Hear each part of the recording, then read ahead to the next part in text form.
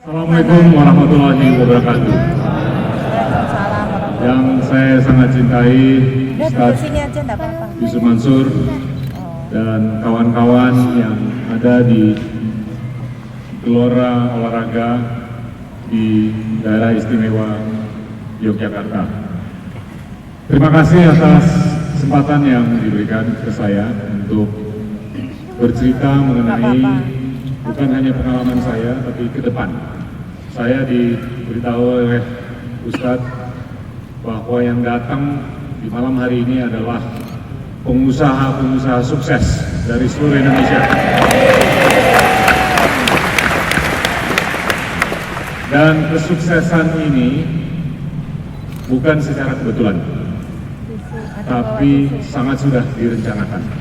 Tadi kalau kita lihat Mas Arief memberikan paparan mengenai betapa indahnya burung-burung bisa berjamaah, betapa indahnya planet-planet bisa berjamaah, betapa indahnya molekul-molekul bisa berjamaah. Alhamdulillah kita bisa berkumpul di sini dengan semangat persatuan yang luar biasa, bukan dengan kebetulan, tapi dengan perencanaan. Ekonomi dunia sekarang lagi mengalami gejolak.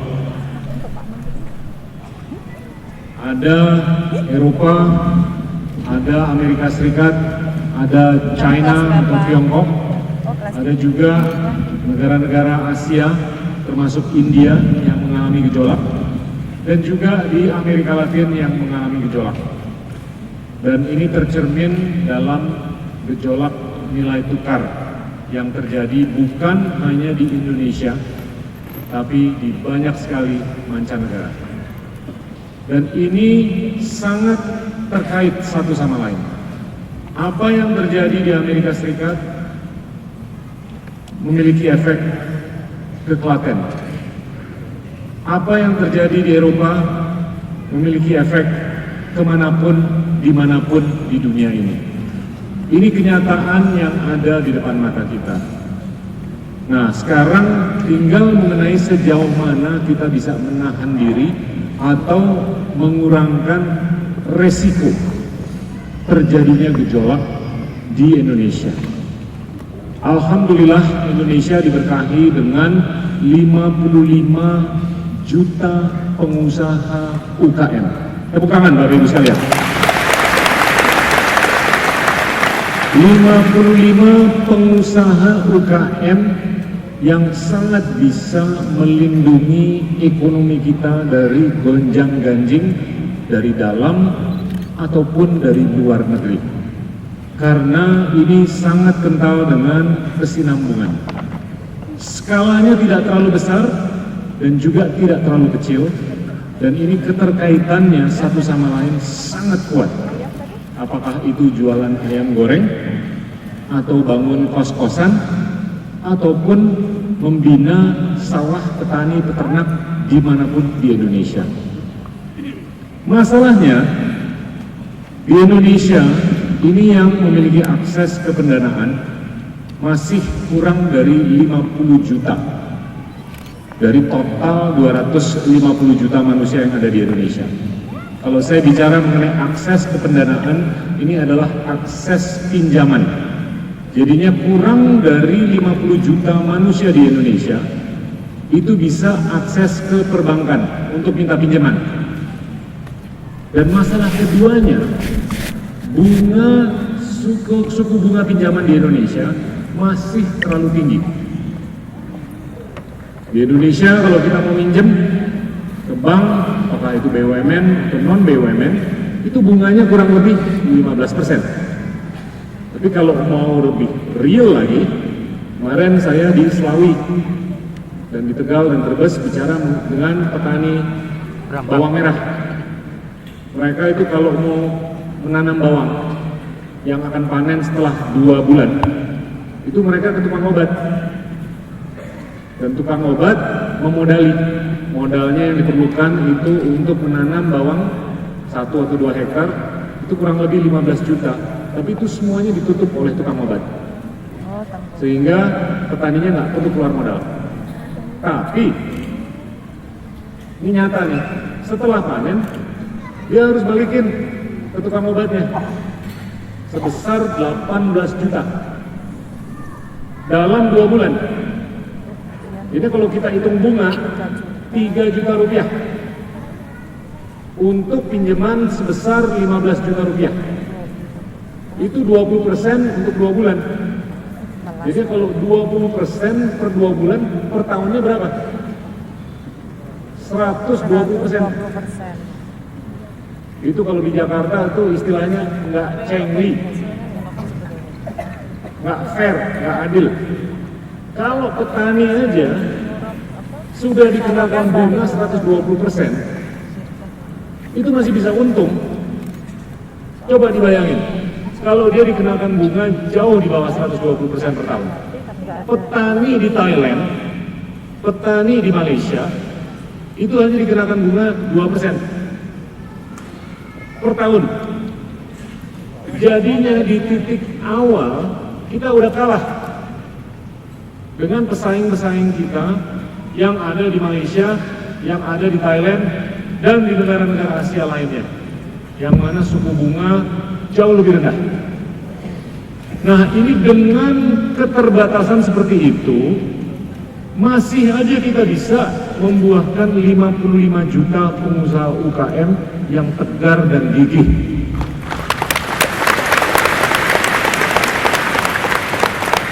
Coba dibayangin kalau bunganya cuma 2%.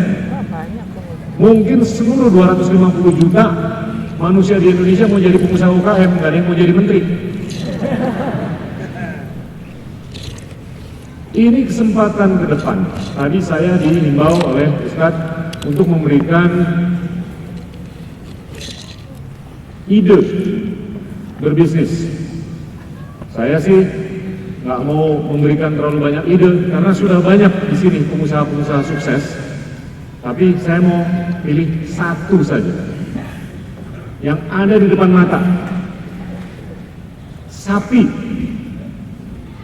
Sapi ini 2 bulan yang lalu kita mengalami gejolak harga daging sapi.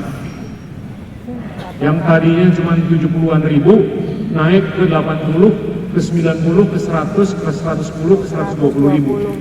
Kita harus datengin sapi dari luar negeri karena pasok nasional kurang. Konsumsi sapi kita tahun ini cuma 3,5 juta ekor, atau sudah 3,5 juta ekor. Setiap tahun karena ekonominya tumbuh, itu tumbuh 15% konsumsi sapi. Jadinya tahun depan kita butuh 4 juta sapi, 4 juta ekor sapi, naik dari 3,5 juta ekor. Tapi stok nasional kurang, di mana kita hanya bisa motong 2 juta karena stoknya nggak cukup. Jadi kalau kita potong terlalu banyak, itu nanti populasi sapi turun. Jadi kita hanya boleh motong 15% dari populasi sapi.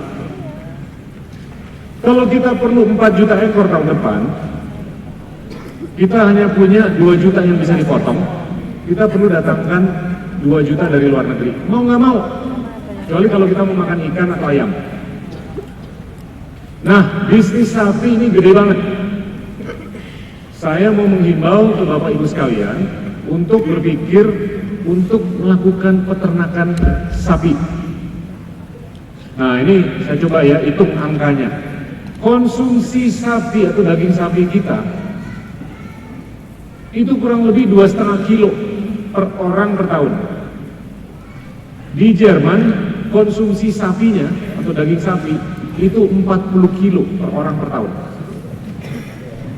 Dan semakin banyak daging sapi, semakin banyak protein yang kita konsumsi, dan insya Allah semakin pintar anak-anak kita.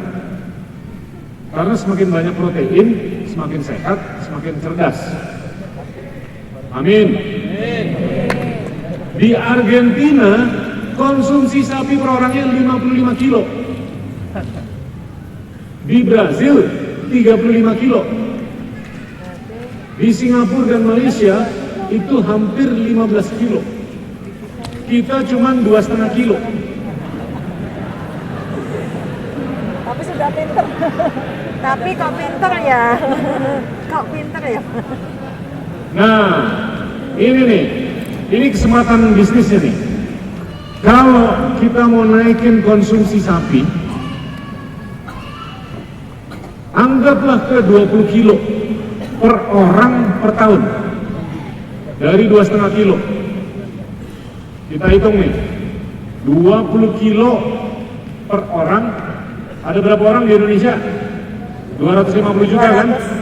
Dikali 250 juta. Harga daging sapi rata-rata berapa? Di Jogja berapa? 90. Wah, udah nggak 100. 90. Di Jakarta aja udah 85. Jogja lebih murah. 90. Berapa tuh? 90.000 per kilo. 100. 90.000 per kilo. 90. Oke, 100. Saya tadi mau pakai angka 70. Kita pakai angka 70 dulu deh, yang lebih kecil. Gak ada. Setuju? Setuju ya? 70 nggak ada. Nih, nanti saya mau kasih imajinasi nih. Dengan 70.000 aja angkanya gede banget. 70.000 rupiah dikalikan 250 juta manusia, Kalkulator. dikalikan 20 kilo per orang per tahun. Berapa tuh nilainya? Gak ada yang bawa kalkulator? Sekian. Itu banyak. Meledak kalkulatornya. Gak ada. Angkanya 350 triliun rupiah per tahun. Ada nggak yang mau jadi pengusaha sapi di sini sekarang? Mau? 350 triliun rupiah. 70.000 dikali 20 kilo dikali 20 kilo per orang per tahun. 250 juta manusia kali 20 kilo kali 70.000 rupiah. Itu 350 triliun. Bayangin kalau harganya 100.000. Bisa jauh di atas 350 triliun. Itu jauh lebih gede daripada bisnis ayam goreng. Jauh lebih gede daripada bisnis kos-kosan. Jauh lebih gede daripada bisnis hotel. Jauh lebih gede daripada bisnis apapun termasuk kelapa sawit atau tambang batu bara. Modalnya Pak. Hah? Modalnya. Nah, ini perlu Modal. perencanaan. Ya, betul. Nah, sekarang problemnya di beberapa tempat di Jakarta, sapi betina itu udah disembelih. Jadi nggak bisa beranak lagi. Jadi kita nggak bisa melakukan peternakan, pembibitan, dan segalanya. Dan problem keduanya, karena sapi betina disembelih, susu udah kekurangan. Susu sapi. Jadi bukan hanya kita harus import daging sapi dari luar, kita harus import susu. Nah, sapi itu baru dagingnya aja 350 triliun. Belum buntutnya yang bisa dibikin sup. Belum kulitnya yang bisa dibikin sepatu. Belum jeroannya. Belum tanduknya. Otaknya. Banyak sekali otaknya bisa dibikin gulai. Ini luar biasa prospek bisnis ke depan. Tapi modalnya kan. Mungkin saya kasih ide kedua. Yang kedua, kalau lagi ada gejolak ekonomi di dunia, itu biasanya yang saya ukur terjadi kenaikan harga emas, nggak? Ya. Ya kan, ibu-ibu suka tuh beli emas. Tapi kalau boleh Bu, jangan beli emas dulu. Mas Mono. Mas Mono udah di samping. Emas itu dibeli kalau satu terjadi gejolak ekonomi, dan dua kalau terjadi inflasi, kenaikan harga. Di dunia ini secara umum belum terjadi inflasi. Oleh karena itu harga emas mulai turun. Tadinya sempat $1.800 per ounce, sekarang udah 1.200-an. Dan menurut saya masih ada kemungkinan harga emas turun lagi. Dan yang megang emas yang paling banyak di dunia itu siapa? Bukan ibu-ibu, bukan bapak-bapak, bukan ustadz juga. Bank sentral. Bank sentral itu paling banyak ngumpulin emas. Karena untuk menjaga kemungkinan terjadinya inflasi, mereka punya cadangan. Kadang-kadang cadangan devisa dalam bentuk dolar, tapi cadangan devisa dalam bentuk emas batangan. Nah, ini mereka justru di pasar melepas emas-emas. Jadi kemungkinan akan terus terjadi penurunan harga. Jadi tunggu dulu, jangan beli emas terburu-buru, kecuali kalau mau kawin, mau nikah. Nah, biasanya kalau terjadi gejolak ekonomi, yang paling aman itu adalah beli properti. Di sini ada yang beli properti nggak? Belilah properti, tapi jangan ngutang. Ngutang itu paling bahaya, apalagi kalau bunganya 15%. Sedekah dulu. Makanya sambutlah prakarsa Ustadz untuk melakukan koperasi.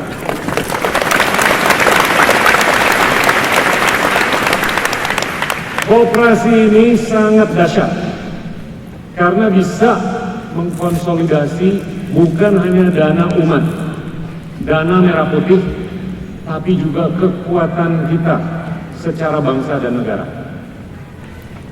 Semakin kuat, semakin kita bisa bersaing dengan India, Cina, Brasil, negara-negara besar lainnya. Indonesia ini sudah merupakan ekonomi terbesar nomor 15 di dunia. Banyak yang belum tahu kan? Sekarang saya mau tanya, besaran mana ekonomi Indonesia atau ekonomi Saudi Arabia? Kita Indonesia. Indonesia. Ibu siapa namanya? Herti. Ibu Herti, betul.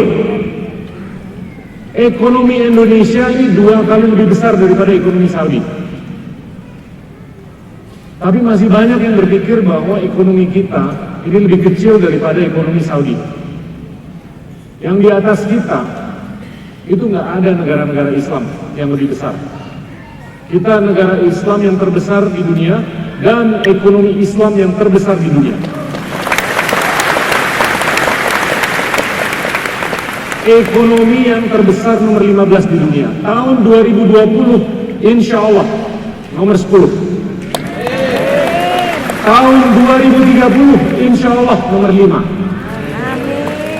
Tapi jangan sampai tahun 2030 kita belum menernak sapi. Tapi jangan sampai kita hanya berusaha dalam pertambangan. Tapi jangan sampai kita hanya bisa bikin rokok. Tapi jangan sampai kita hanya bikin kelapa sawit. Tapi jangan sampai kita bikin sumber daya alam tok. Kita harus bisa bikin sesuatu yang sudah diproses dan ada nilai tambahnya. Setuju? Nih yang paling sederhana nih, boksit dikeluarin dari tanah, diproses jadi apa? Alumina. Alumina diproses lagi jadi aluminium. Problemnya dengan Indonesia, boksitnya keluar dari tanah, dikirim ke Australia. Di situ diproses jadi alumina. Keluar negeri dulu. Boksit ke alumina itu nilainya berlipat ganda 5 sampai 10 kali lipat. Aluminanya dikirim ke Jepang. Jadi aluminium itu naik lagi 5 sampai 10 kali lipat. Jadinya 5 kali 5 itu 25 kali lipat. Panci-pancinya dikirim ke Yogyakarta, kita yang beli. Sedih nggak? Ikhlas nggak? Amin. Saya juga nggak ikhlas. Ini kita harus bisa lakukan penambahan nilai di Indonesia. Jadinya sederhana saja pesan saya sebagai mantan pengusaha, Sementara. Yang paling gampang itu sumber daya alam. Kembali lagi kalau diselesaikan. Tapi jangan sampai hanya di sumber daya alam aja. Kalau bisa ada penambahan nilai. Dan di depan mata yang sangat bisa membantu ketahanan pangan kita secara jangka panjang, itu salah satunya sapi. Dan sapi, kalau kita bisa mengkonsumsi 20 kilo per orang per tahun, itu Masya Allah, angkanya dahsyat, yaitu 350 triliun rupiah per tahun. Setuju? Setuju? Setuju? Terima kasih. Assalamualaikum warahmatullahi wabarakatuh.